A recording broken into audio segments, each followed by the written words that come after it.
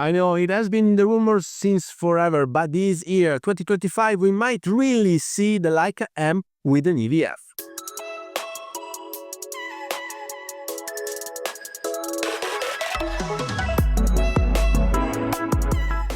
Hello everybody, welcome back to the channel. Thomas Love here from One Lens Only, and today we're gonna discuss these options because I just saw on the Leica Rumours website the guys said that it is really coming in 2025, the Leica M with an EVF.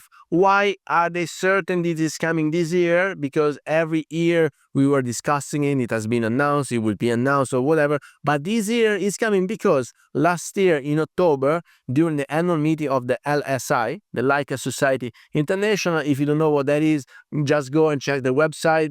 It is thoroughly explained. It's a society for Leica enthusiasts. So all the fellows that have been shooting with Leica for decades or that's just starting now, they are all part of the society. So during the annual meeting in October in Dublin, they sent out a survey asking, guys, would you be interested in this Leica M with an EVF or not? Now, the question is polarizing. There will always be some guys saying this is not core real Leica. I stand for the original core Leica M, and then there are the fellows that stand for innovation, and not just for innovation, because once you hit on that dimension, then you understand that a rangefinder, an optical rangefinder, for how good it is, like the Leica M rangefinder, it's perfection.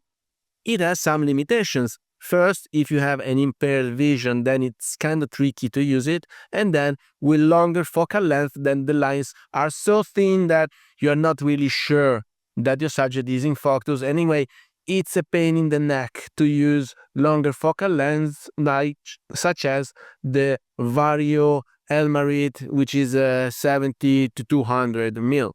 So 200 mil with an optical rangefinder, it is kind of tricky, but also for using primes like the Elmar 135 mil, not to mention my favorite one along the tail lens for Leica M, the Hector 125 mil. But apart from that, guys, an EVF would solve many problemms. And now that you are thinking about a Leica M with an EVF, there is always someone who's gonna say, I'm gonna buy the Lumix S9 for a fraction of the price. Sure, feel free to. This is a camera for certain type of persons, for certain type of photographers. But now, let's see, because one thing is discussing the option, the other thing is discussing what this camera stands for, because the moment you have a mirrorless that mount Leica M glasses, first flag to be raised, how you gonna focus there?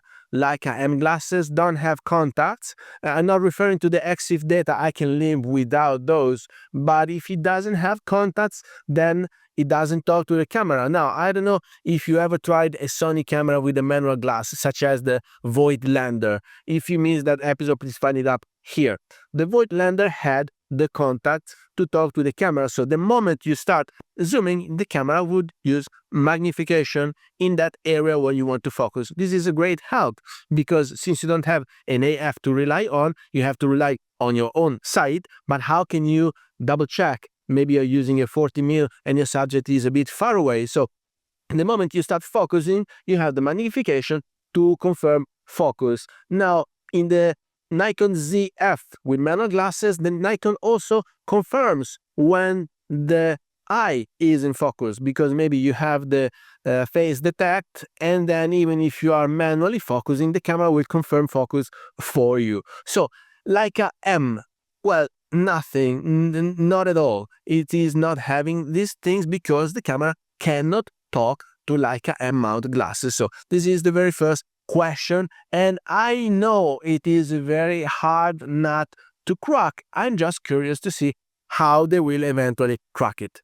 And then once you solve this thing, I saw some hypotheses on Leica Rumours, but those were probably referring to the M12, because it showed focus peaking and this kind of digital rangefinder. I don't know what they were about, but this is kind of tricky, because if you have a camera that doesn't talk to the glass, well, I'm really curious to see what they will come out with. I'm sure they are thinking about a solution, and I'm sure there will be a great solution after all. Because otherwise, that camera might be, and this is the second option that popped into my mind, like a Q in disguise. Basically, they already have a mirrorless with an EVF. Everything is set already. They might use the Q2, not the Q3, because the Q2 had the contrast-based autofocusing mechanism, while the Q3 has a phase detect. They really need to talk to the glass. But the Leica Q2 dressed as a Leica M with Leica M-mount glasses, that might be the second option.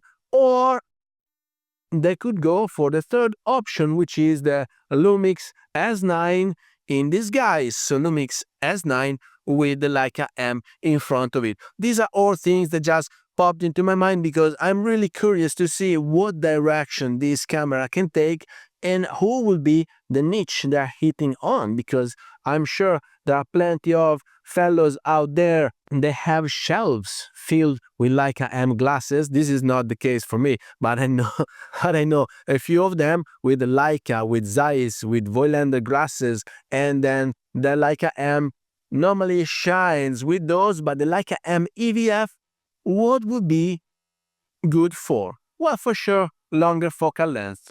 We know about it, but if I have to go around with the longer focal length, probably Leica M will not be my first choice, right? And then impaired vision. Let's say that I used to have Leica M cameras, but now my eyesight, well, things get worse with years, right? And so I want to keep using it, and I'm really passionate about the form factor, the image quality, the color science, and then I might switch to the Leica EVF. This is a credible solution to a well-known trouble. And then I don't know how many aficionados will leave their historical Leica M for this new one, but I'm quite sure the numbers are important. Otherwise, Leica would have not gone for it. So guys, stay tuned, because as soon as we have more leaks about new info, tentative renderings, maybe some pics of the camera will escape from the controls and be available before the release, then we're here for discussion. It's nothing special, just a way to entertain ourselves while we wait for the official announcement, but I kinda like thinking about what is coming and eventually see if I'm able to put my hands on it and take it for a spin. I might visit the Leica store in Milan, because from now and then when I'm in Duomo, well, it's just in front of it, and so it's a very short walk. If you're in Milan city center, just pop by and have a look. They have plenty of great cameras, and this might be there, the very first Leica M with an EVF. Will it be understood by public? Will it be appreciated by Leica fellows, by non-Leica fellows? Will it be able to convert someone from, let's say, Sony to Leica M? Because as a matter of fact, that would be a mirrorless, and everybody could use that. So there are people out there that maybe are a bit frightened by using a rangefinder, that they will go for it as soon as it has an EVF. Let's see also the price point. I'm expecting a price like a price point, so that's not to be undermined, and it's not to be under-evaluated either, because, well, it's an important purchase. The moment you step into Leica world, you know you have the top notch, the top quality, image quality, color science, reliability, assistance, post-haste. Everything is managed as a luxury item while it is, but it also comes with a threshold, which is an important purchasing price. So guys, please let me know down here in the comment if you are thrilled by the idea of having a Leica M with an EVF, or if you would just switch to the M-mount with Leica SL series, or with a Leica Q, or whatever it is, more digital, more contemporary, and with more options such as phase detect, tracking, stable, so on and so forth. So with that, I hope you got some value out of this video. If you did, please remember to like it, share it on your social media, subscribe to the channel so you won't miss the new videos to come, and I guess I will see you later. Thank you. Bye-bye.